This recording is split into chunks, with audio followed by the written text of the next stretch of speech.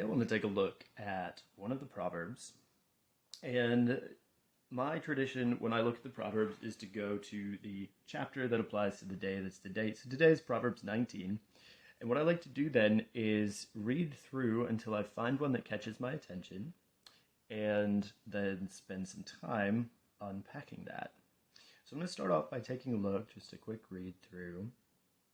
Proverbs are very interesting. Oh my goodness, I love this proverb. I think I unpacked Proverbs 19 too in another video. I'm almost willing to go back to it because it's so good. Let's see.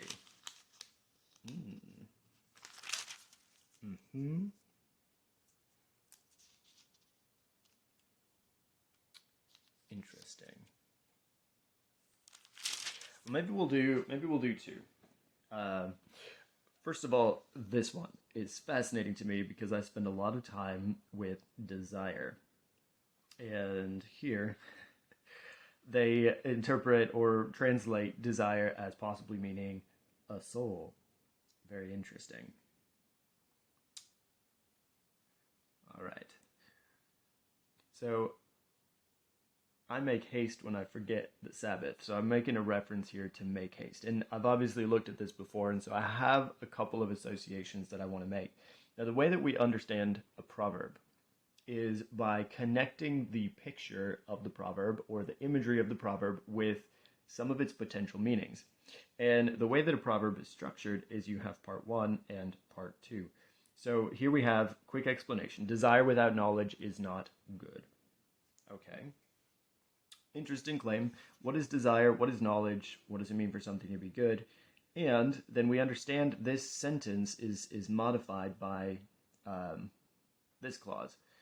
Whoever makes haste with his feet misses his way. What does this mean? Let's start with the imagery because I think it's very interesting. The idea of making haste is going quickly.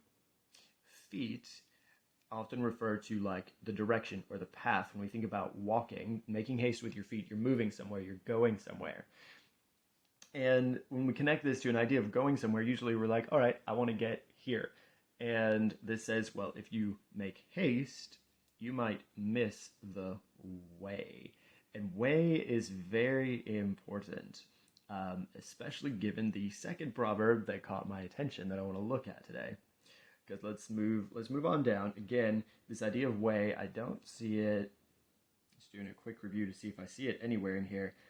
It doesn't show up again until 16. Is there a reason for this? Is there a reason why there's this idea of way, ways, so singular way, plural ways, shows up twice?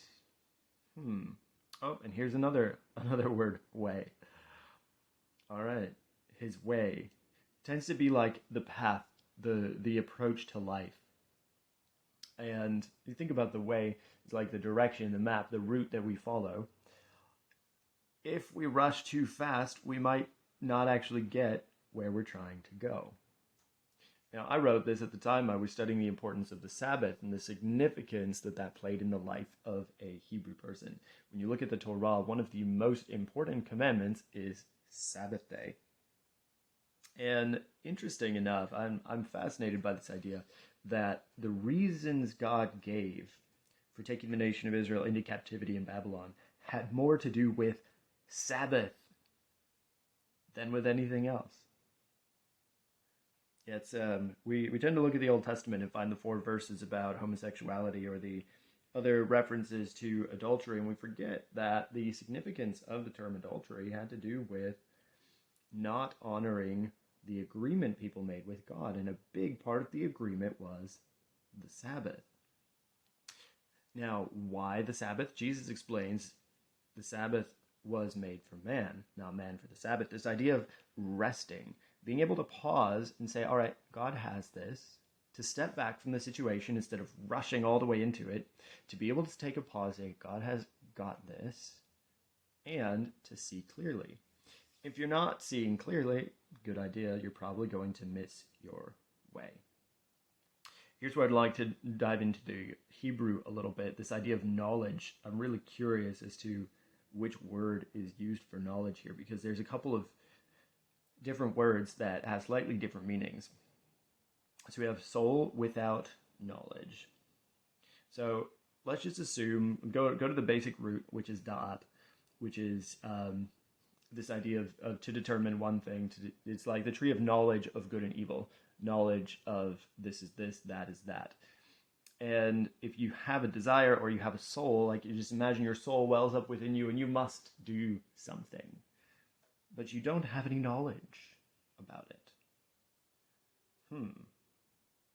Very interesting. And so you let the desire drive without the knowledge. And this could be even the word understanding. It's hard to say. Sometimes translators make interesting choices of words because sometimes they don't realize the significant difference between a term like wisdom, knowledge, and understanding. But in this case, they did use knowledge. And when you don't know how to get your desire and you run after the desire anyway, you might miss the way and not get there. And so if you do have a desire, what is the best way to start achieving it? I would say, let's add knowledge. What does desire with knowledge do? Well, if you have a desire, it drives you to act upon that knowledge. And instead of being not good, because, imagine you're trying to get somewhere, you miss your way, you put out all of your energy and you still don't get where you're trying to go. I would say that qualifies as not good. Let's look at this now. When a man's folly brings his way to ruin. So here you miss the way. Here, folly brings the way to ruin. The idea of folly in the Proverbs is one that is pretty comprehensive, very consistent. This idea of foolishness is knowing what to do. So the opposite, the fool has knowledge but chooses to ignore it. The one who chooses to ignore the knowledge destroys the way. So he has the way. He could run it and achieve the desire, but it's folly that keeps him from using what he knows. And what happens then? His heart rages against the Lord. How ridiculous, because it's his own folly that brought his way to ruin.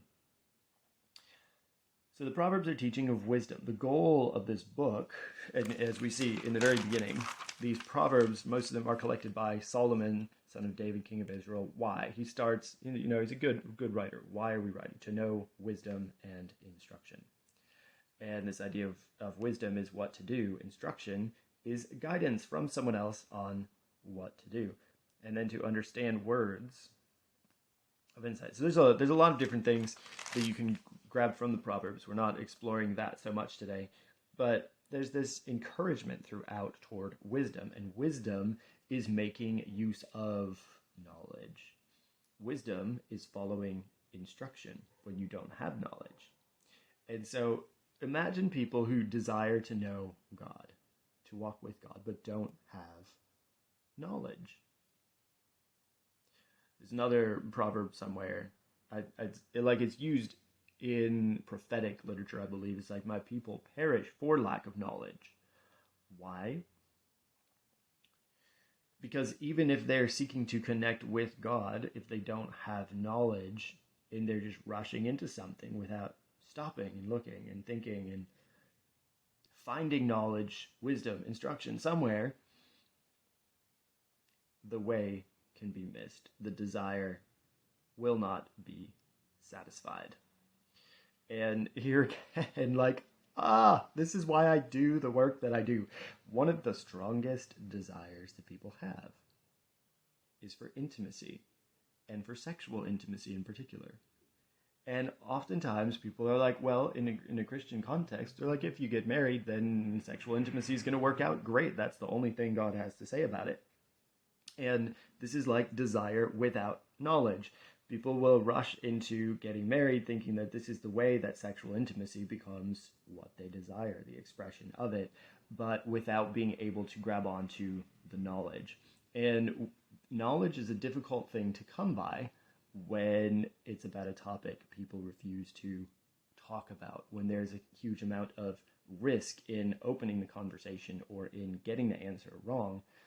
And this is the thing, if we rush into satisfying our desire, which a lot of people do, end up missing the way. And if you don't have knowledge when approaching something that is vulnerable as sexual intimacy, the way will be missed. Or if you have knowledge and choose to ignore it, the way to where you're trying to go gets destroyed. So let's move on to verse 16. We continue making our way down here to this other reference to the word way. And we understand the writer of this book is talking after the days of Moses. So we have this idea of the commandment. And I'm going to check and see if the translators of this version explain what that word is. Again, the commandment is sometimes very specific. There's when we look at language, we sometimes miss the reason why there is a diversity of words to describe something. One of the things that floated around the internet a while back was that the native people of Alaska have like dozens of words to describe snow because it's such a big part of their experience. They're like, there's this kind of snow, that kind of snow, when it comes. So all these different dimensions to snow that, say, somebody living down in Florida would have no use for. And when it comes to things like the commandment, like the law, or as we saw up here, this idea of knowledge, wisdom, understanding, folly, in our day-to-day conversations, we often use words like wisdom, knowledge, and understanding interchangeably because we don't recognize that they represent a different part of our human experience. And if we are to learn, as the beginning of the Proverb says, to understand words, it takes a lot of work to actually understand words and the meaning that they carry. And that's why this Proverb study, this is why this is this approach to the Proverbs, and where Proverbs are helpful is because they combine this idea with this idea. So there's imagery combined with a statement. Down here, there's a couple of interesting things that come in. First of all, the word keeps. I talked about the idea of keep a little bit when we went through the book of Jude earlier this week. That the idea of keeping is the idea of making something secure, this idea of defending, laying a foundation for. And there's two different things. We often talk about or think about keeping the commandment as doing the commandment. But that's not what it's talking about. See, the same word is used, keeps the commandment, keeps his life. This idea of keeping means to secure, make secure, to do something to safeguard. It's not the idea of obedience. The idea of obedience would be to follow instruction. Whoever does the commandment would be that idea. Whoever keeps the commandment, which is why you hear the phrase to do and to keep being two separate concepts. The idea of keeping is what we're doing here in this study. Keeping is seeking to develop the understanding, to know why you do something, to ask the questions, to not be afraid, to seek understanding.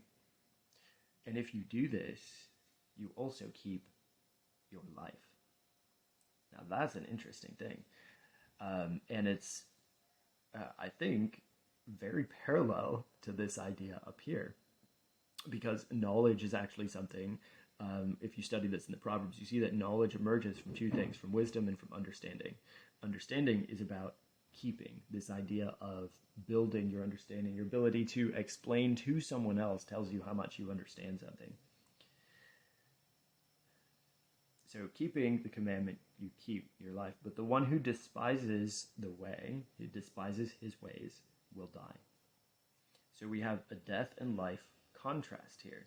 Choosing life means keeping the commandment, despising the way. To despise is a terrible word. It's a very strong word. It's even worse than hatred, because it lends in this idea of disgust. And ways has to do with somebody's way of life. And if you despise your ways, So let's imagine here's a singular way. There's one desire, somebody's making haste, they missed the way. Now there's multiple ways. If somebody despises this idea of his ways, either what he's doing or how he's going about something, he will die. It brings death. This is why when people experience shame around their sexual activity, it leads to so much death. It destroys the capacity for connection and for intimacy.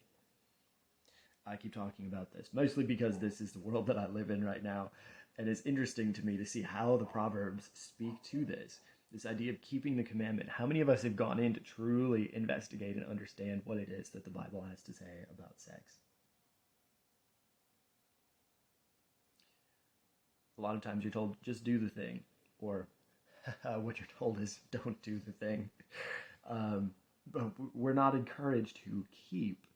And it is in the keeping of the commandment that we keep our experience of life, as opposed to missing the way, ruining the way, or despising the way. Now, I would connect the despising the way to folly as well, that if we know something is good and we're doing the opposite of that, we are ruining the way. You don't ruin something that you love, you ruin something that you despise. And the fool doesn't even think about this idea of ruining the way. And if you ruin the way, it's like all three of these things are beautifully connected here, because we desire love and connection. That is our source of life. We want to experience this. Keep the commandment. And I want to point out one thing when it comes to this idea of the commandment. Jewish scholars debated about this so much that by the days of Jesus, one of the teachers of the law came up and asked him, "Teacher, what do you say is the greatest commandment?" Right? And what Jesus says, he doesn't say anything different than what Moses says. We go back to probably the most important verse in the law. This has a title of its own. It's called the Great Shema. Here's Moses saying, now this is, notice the particular of the word, the commandment. The commandment includes the statutes and rules, which is the Torah, this laying out of all of these books, that the Lord your God commanded me to teach you, that you may do them in the land which you are going over to possess it, that you may fear the Lord your God.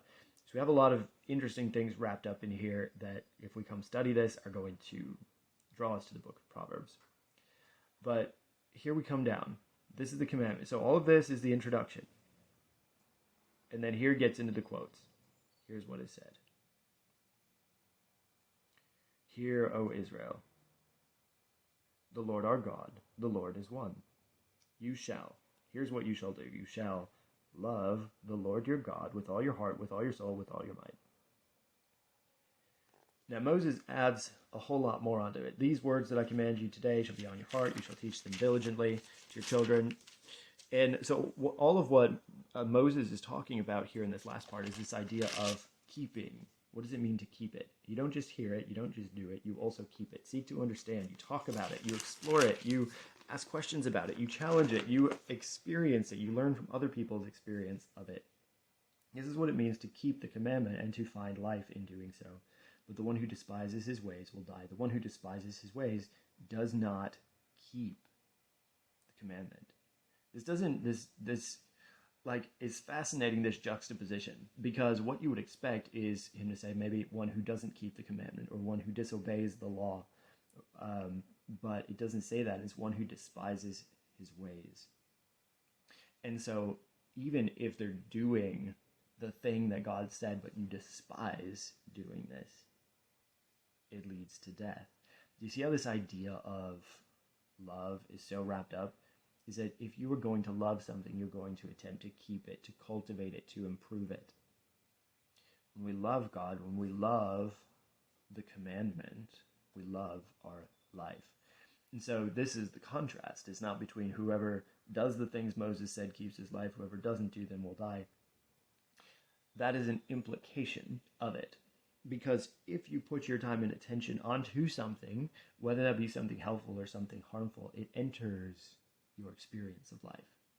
And a lot of people put their time and attention on understanding sin on understanding their problems, on understanding their worthlessness, instead of focusing their time, attention, energy on seeking to understand the commandment. What does it mean to love the Lord your God with all your heart, with all your might, with all your strength? And so instead of keeping the commandment, we're keeping something else. And that is not keeping life. So the scriptures tell us so much about the importance of our focus, where we put our attention, how we see ourselves in the world. And I think, this proverb is beautiful. I'm going to turn to the book of Jude because we studied this just a couple days ago and ended with looking at this idea of keeping and being kept, because it both begins and ends the book. Look at this. So the Proverbs are written in the Old Testament after the days of Moses, and the focus is on the commandment. Now here in Jude, after the days of Jesus, after the promise of the Spirit has come, Jude talks about now to him who is able to keep you. And he opens the book by saying, those who are called. So the focus shifts between the Proverbs and the epistles. From you are the one who keeps to you are the one who is kept.